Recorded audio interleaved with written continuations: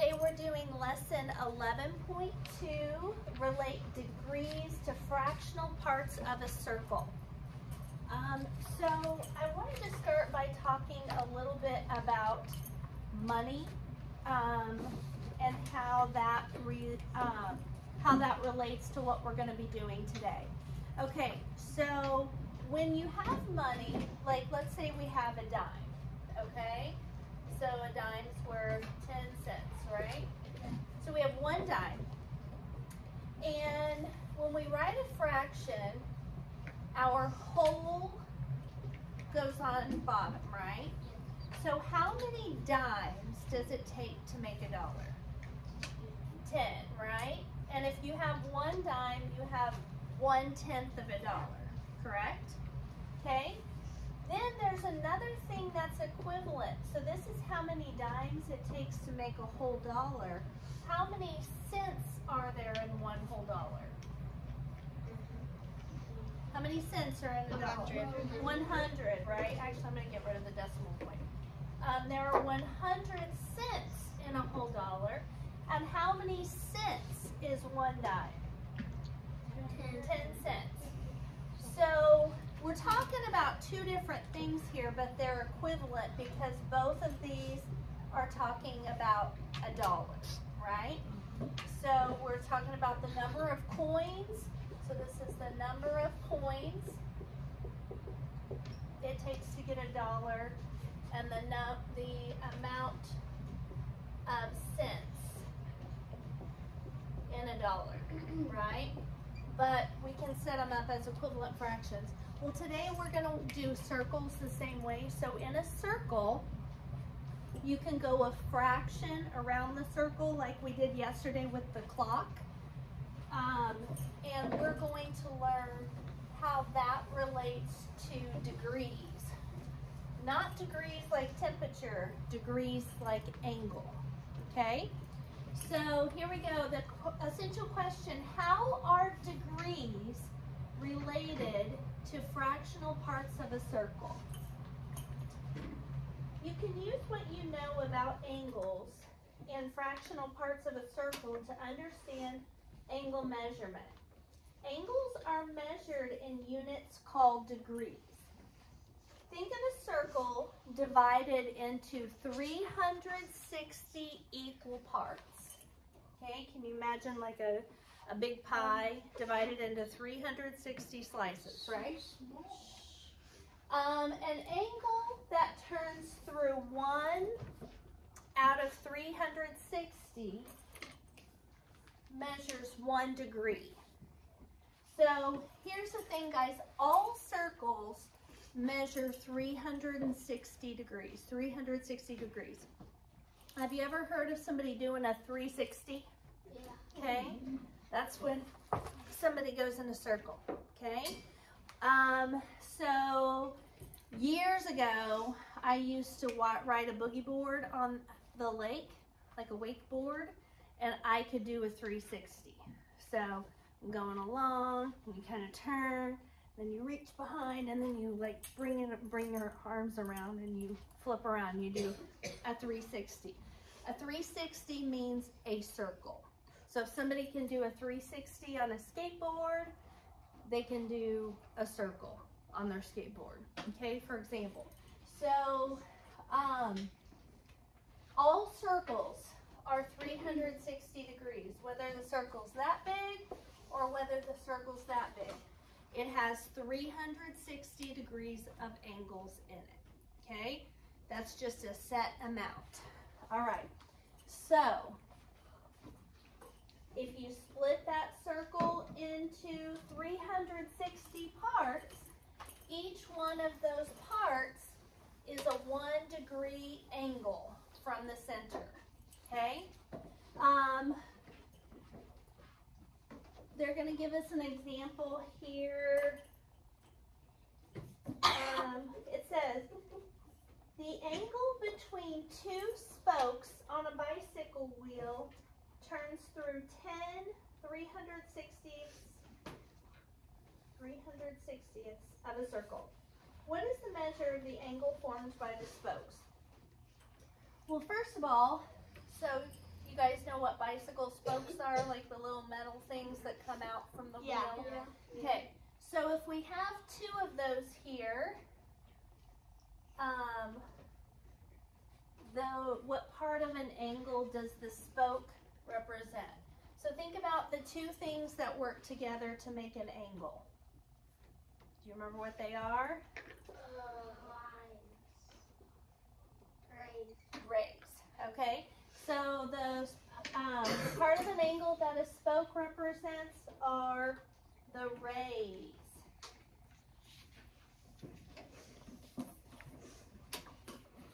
Of the angle.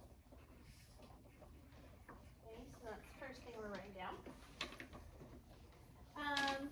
So we are essentially looking for the numerator today when the denominator is 360. So most of our answers today will either be fractions or we're looking for the numerator out of 360 because that's degrees. So each one 360th turn measures how many degrees? What's our numerator? 1. So 1 out of 360 means it measures 1 degree. What if you have 10 1/360th turns? What would that measure? How many degrees, Annie? 10. Okay? 10 degrees. So the measure of the angle between the spokes is 10 degrees. Because remember up here it says 10 over 360. So we're looking for the numerator. How many degrees is the measure of an angle that turns through one whole circle? So we've got one whole circle here. And we start here and it measures and it turns all the way to here. How many degrees did that turn? Armor? 360, right? Because it was talking about one whole circle. One whole means the numerator has to be the same as the denominator. Remember that when we looked at fractions, have to have the same number on top and bottom to be one whole. Okay, you guys have all that written down? Okay, next page.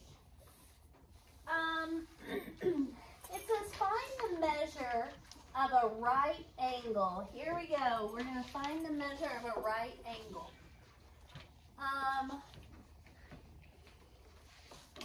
Through what fraction of a circle does a right angle turn?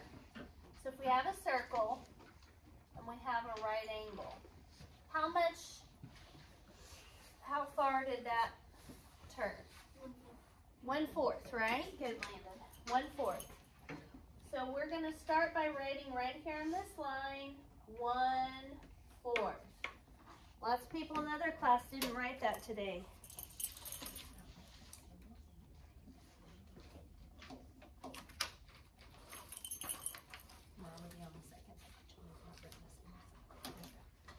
Okay. Now it says write 1/4 as an equivalent fraction with 360 in the denominator. So we have 1/4 and 360 over here. What do you multiply 4 times to get 360? Armor? 90. How do you know it's 90? Because 4 times 9 equals 36. So if you add the 0 on, it would equal 300. Beautiful job. Do you hear what he said? 4 times 9 is 36. And this had an extra 0 in the answer, so he knew he had to add an extra 0 there. If you do it to the bottom, what is 1 times 90? 90. What's the measure of a right angle? 90 degrees, okay? 4 times 90 equals 360. An angle that turns through,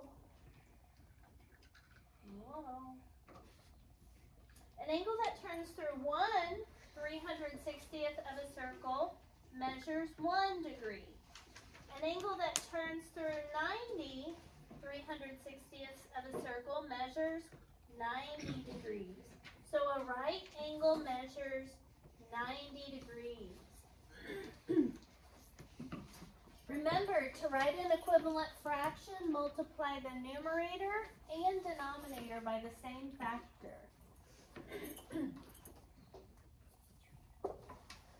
We're going to be doing a lot of that today. Finding equivalent fractions by multiplying the numerator and denominator by the same thing. Okay. Now we're going to find the measure of a straight angle. How much, so if it starts right here and goes around that much of the circle, how far did it go? What fraction? 2/4. Cooper? 1/2. 1/2. Does that make sense, Leonard? Yeah. 2/4 is 1/2, but it's actually in simplest form, it's 1/2. So write 1/2 as an equivalent fraction with 360 in the denominator. So 1/2 times something gives us 360 on the bottom. Now, you know that whatever it is, 2 times something equals 36. What do you multiply 2 times to get 36? Lennon? 18. 18, very good. And Lennon, because this has an extra 0 over here, what are we going to have to do right here?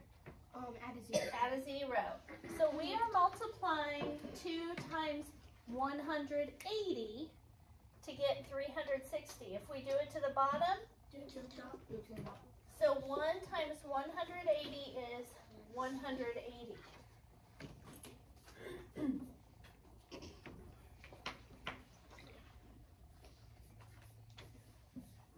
So a straight angle measures 180 degrees. And this makes sense too if you think about it, because watch this.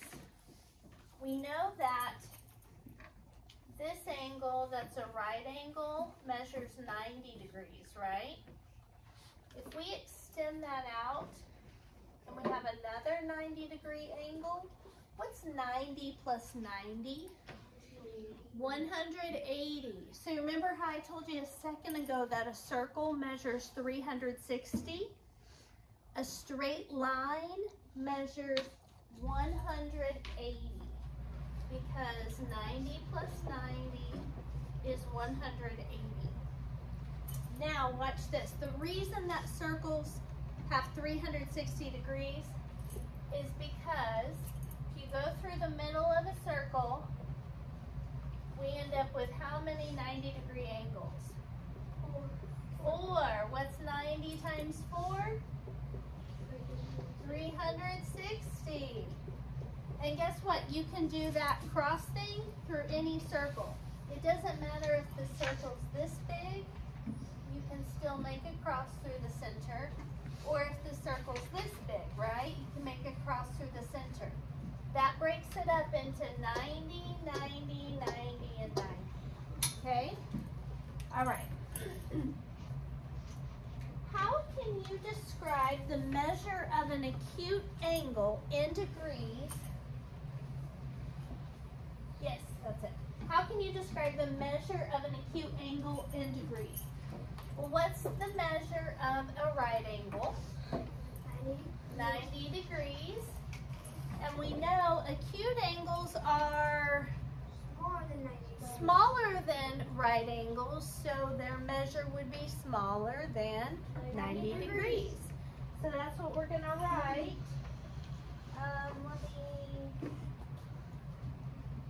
Okay. An acute angle is smaller than a right angle, so it must measure less than 90 degrees. You have to put the star by it. No. I put this star next to it because those are the most important things that I want you to remember today. Shh. And then number 2 says, how can you describe the measure of an obtuse angle in a degrees? more than 90 because obtuse angles are larger than right angles. Give me a second to copy that down. And if you don't finish it, I'll put it up here in just a few minutes.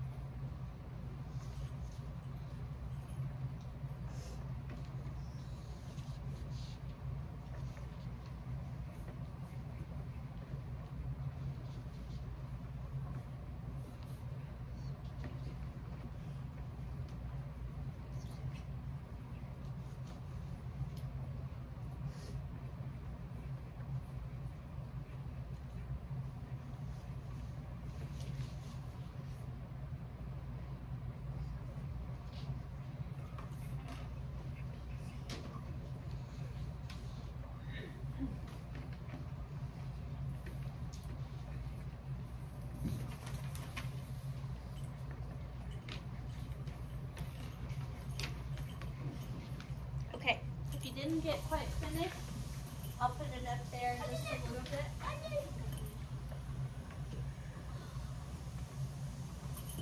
Okay.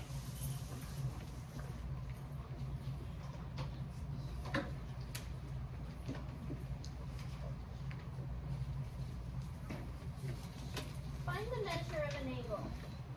Through what fraction of a circle does the angle turn? So if we look at this circle, what fraction does it turn?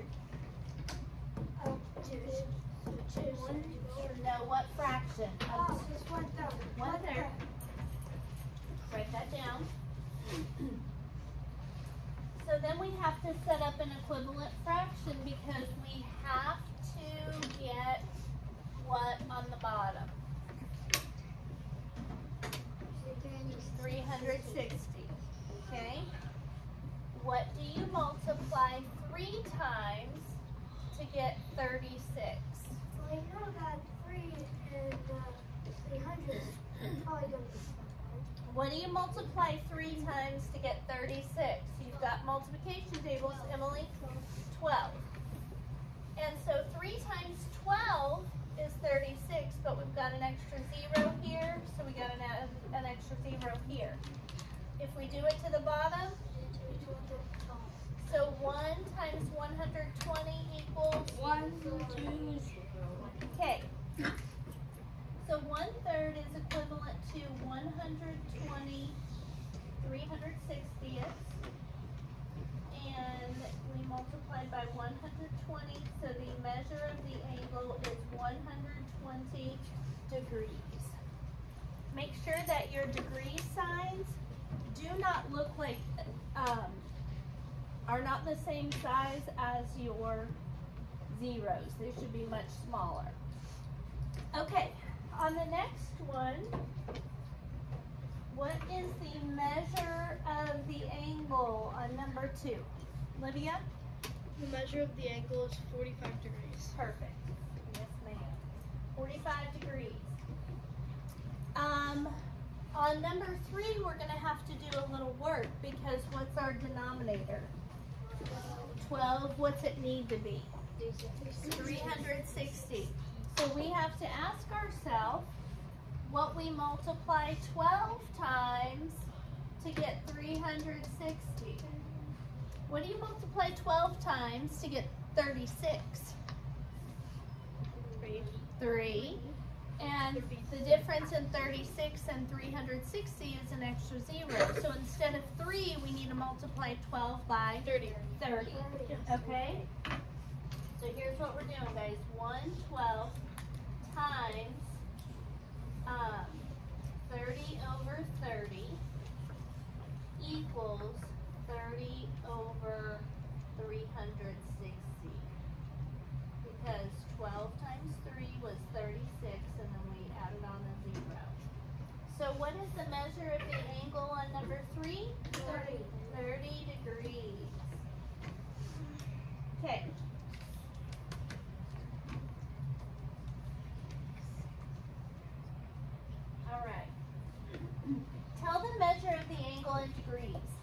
So if this traveled the entire circle, how many degrees did it travel? 360. The whole thing is 360 degrees. On the next one, it's 1/10. What do we have to do? Multiply to find the equivalent for 360, right? What do you multiply 1 times to get 36? 36. And do we need to add a 0 here? No, because there's already a 0 here. So we got to have the factors on this side of the equal sign have to match up to this. 36 times 1 is 36. There's already a 0, so we don't add another 0. So we're multiplying the numerator and denominator by 36. And what's our answer going to be? 36. So the measure of an angle that is 1/10 of a circle is 36 degrees, because 1/10 times 36 over 36 equals 360 on the bottom, 36 on the top. I'm having you write those out because when you come back to look at your resources later, I want you to remember that we have to find equivalents unless it's already got a 360 on the bottom, okay? Classify the angle, write acute, obtuse, straight, or right. Okay, so tell me the answer to number 6, LJ.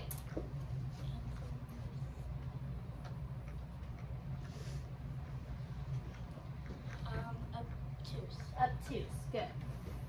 I just had to get my mind flush with it. I just had to read the instructions for the first time.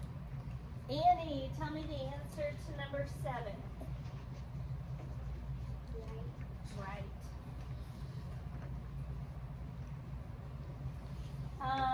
Armor, tell me the answer to number 8. Yep. And Wade, tell me the answer to number 9. Very good. Okay, write those down. Here's a tricky one.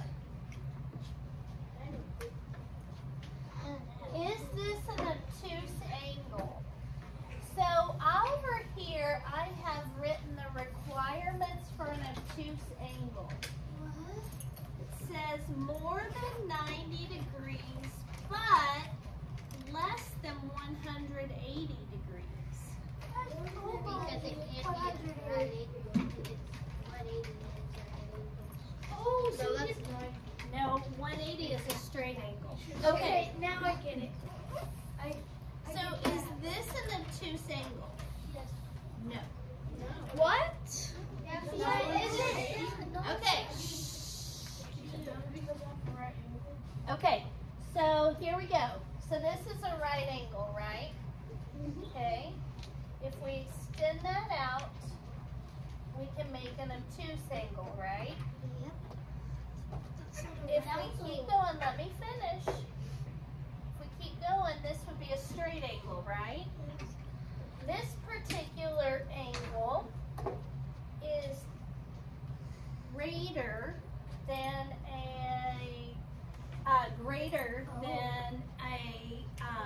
180 degrees. So it means it is not an obtuse angle.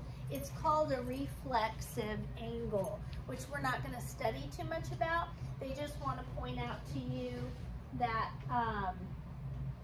obtuse angles only go from 91 degrees or more than 90, but have to be less than 180.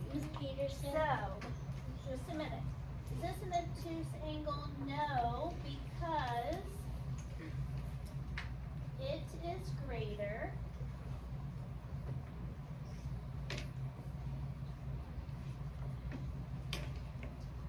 than 180 degrees. So 180 would be right here, a straight angle, but this goes beyond that. Obtuse angle would be like this, but since it's got that whole other section, it's called a reflexive A angle. straight with this intersection. Okay. Last question that we're doing together. Alex cut a circular pizza into 8 equal slices. Okay, so we got our pizza. I'm going to attempt this. Close enough. Okay, 8 equal slices. He removed 2 of the slices. What is the measure of the angle made by the missing slices? Riley? What is the measure? 90 degrees, okay? So you got to really think of what they're asking here, because sometimes they ask what kind of angle, and others they want the measure, which is the number, okay? What is the measure? Okay, so I'm going to stop the video. I'm going to stop the video. Before I stop it though, this is a quick review on the different types of triangles. You're going to have to classify triangles on today's assignment as a review. So if it's got this box in the corner, what kind of triangle is it? Right. If all 3 angles are acute, it's an acute triangle. If you have one obtuse angle, it's an obtuse triangle. And you're going to finish that page.